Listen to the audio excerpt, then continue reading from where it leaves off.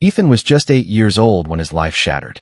One rainy night in Ohio, his father and older sister died instantly in a car crash. The sirens, the flashing red and blue lights, the wails of his relatives, it all blurred together into one nightmare that replayed in his mind for years. At first, Ethan clung desperately to his mother, thinking she was all he had left. But within a year, she remarried. Her new husband, a tall, coarse man named Rick, came with 2 sons of his own. From the beginning, Ethan felt out of place. Rick never called him son. His stepbrothers, who were older and stronger, treated him like a punching bag. And worst of all, his mother, his one lifeline, began to drift away. One evening, after Ethan stumbled home with bruises along his arms, his mother glanced at him but didn't flinch. He whispered, "Mom, they hurt me." Her words pierced deeper than any blow. "Stop calling me Mom. Call me Auntie. And try to love your brothers. Don't cause trouble, or I'll throw you out." That was the beginning of Ethan's silence. Every day, the beatings continued. Sometimes his mother witnessed it. Sometimes she turned her face away. She never defended him, never wrapped her arms around him, never whispered that it would be okay. Ethan grew up not just in pain, but in emptiness. By the time he turned 18, he had made his choice. He packed a single bag, walked out the door, and never looked back. In the years that followed, Ethan rebuilt himself piece by piece. He worked 2 jobs, put himself through community college, and eventually started a small landscaping business in a neighboring town.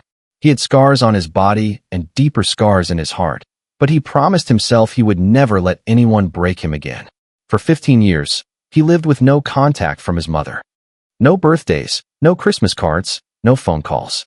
To him, she was already gone. Then, one fall afternoon, while Ethan was trimming hedges outside his house, an elderly neighbor from his hometown pulled up. "Ethan," the man said, leaning out of his pickup truck, "I thought you should know. Rick, your stepfather, died years ago.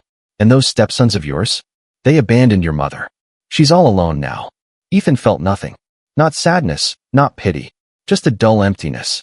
The neighbor hesitated before continuing. "She's got late-stage cancer. She doesn't have much time. Maybe it's time to forgive." Ethan's jaw tightened. His voice was cold, like steel. "Good for her. Now leave my house." The neighbor drove off. Ethan turned back to his hedge, but the trimmer shook in his hands. That night, he couldn't sleep. No matter how much he hated her, he couldn't silence the image of his mother, frail, abandoned, sick, and alone. 2 weeks later, Ethan returned to his hometown. The house looked smaller, older, as if time itself had withered it. Inside, his mother lay on a worn-out bed, her body frail, her hair thin and gray. For a long moment, he just stared. Then, anger erupted. "Why were you so cruel to me?" His voice cracked. "Why did you let them hurt me? Why did you make me call you Auntie?" His mother looked down, unable to meet his eyes. "I was never loved by anyone, Ethan. I didn't know how to be a mother. I thought as long as you had food and a roof over your head, that was enough. I didn't know how to love." Her words, though quiet, cut through him like a blade. Ethan boiled with anger, grief, hatred. He wanted to scream. He wanted to walk out and never return. But something stopped him. Maybe it was her frailty. Maybe it was the boy inside him, still yearning for a mother's love. From that day forward, Ethan cared for her. He carried her on his back through the countryside when her legs failed. Together, they walked along fields of corn swaying in the breeze, past barns faded with time, under sunsets that painted the sky in fiery gold. She spoke little. He spoke even less. But as days passed, his hatred began to melt, not into forgiveness, not yet, but into something softer. At night, he cooked simple meals for her. She'd watch him quietly, sometimes with tears glistening in her eyes. But still, he never called her mom. One evening, Ethan came home after buying groceries. The smell of something familiar hit him the moment he stepped inside. His favorite soup, chicken and dumplings, the kind his real father used to make, was steaming on the table. He frowned. She hadn't cooked in months. "Mom," he called, his voice unconsciously breaking the wall he'd built for years. No answer.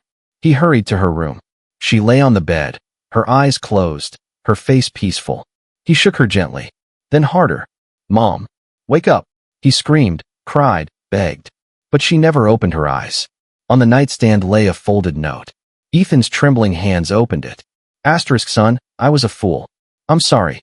I've paid the ultimate price, but know this, everything I did was out of love. Forgive me. Asterisk, tears streamed down Ethan's face, falling onto the note, smudging the ink. He clutched it to his chest, rocking back and forth, torn between rage and grief, forgiveness and regret. For years, he had longed to hear those words. Now he had them, but too late. In the days after her funeral, Ethan wandered the countryside they had walked together. For the first time, he remembered not just the beatings, the rejection, the loneliness, but also her fragile smile when he carried her, the soup she made, the note she left behind. He never fully forgave her, but he also never forgot that, in her final days, she tried. And maybe that was enough. Ethan kept the note framed above his bed for the rest of his life, not as a symbol of forgiveness, but as a reminder, love is something you must learn to give or risk losing everything. And in his own life, with his own children, he swore he would never repeat her mistakes.